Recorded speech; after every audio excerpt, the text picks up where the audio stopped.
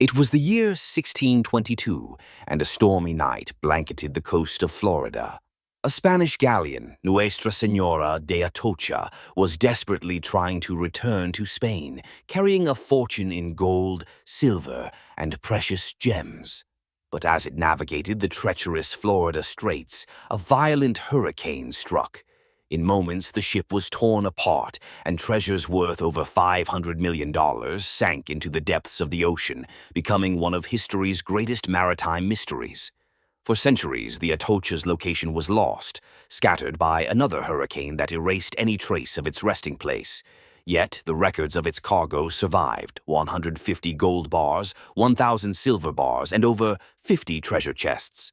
The lure of this sunken fortune drew many treasure hunters, some of whom tragically lost their lives in the pursuit. But one man, Mel Fisher, was determined to succeed where others had failed.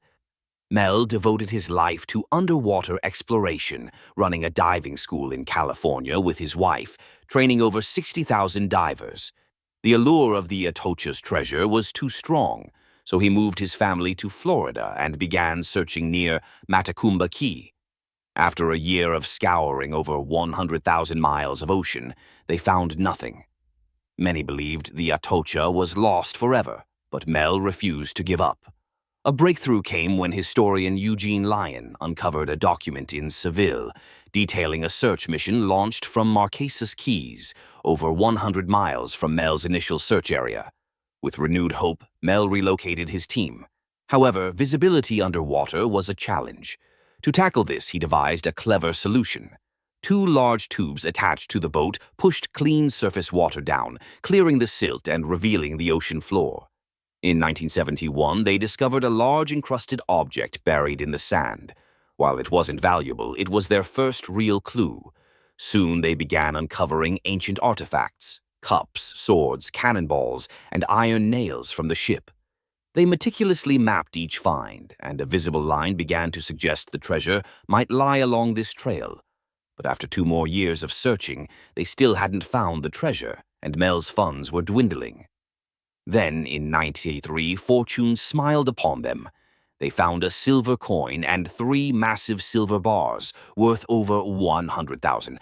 Analyzing the cargo manifest, they confirmed these items were indeed from the Atocha. Slowly, they began selling cleaned coins to fund their mission again. Just as hope was rekindled, the Florida government claimed ownership of the treasure, leading to a fierce legal battle. Amidst the turmoil, they discovered 9 bronze cannons, each engraved with the Atocha's mark.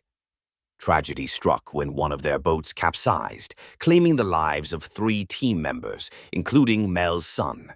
Despite this heartbreak, the search continued.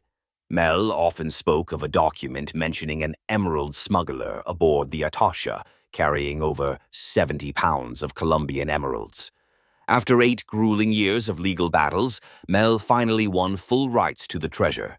By 1983, they had spent $6 million with little to show for it. But then a magnetic scanner detected a new signal, leading them to a promising trail. Finally, on July 20th, 1985, exactly 10 years after their journey began, they spotted something massive.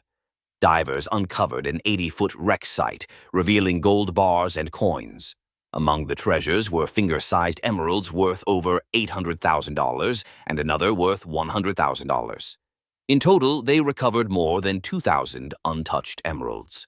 After 16 relentless years, Mel Fisher and his team unearthed one of the richest treasures in maritime history, a legend reborn from the ocean's depths. The Atocha treasure was not just a story of loss, but of perseverance, hope, and the relentless pursuit of dreams.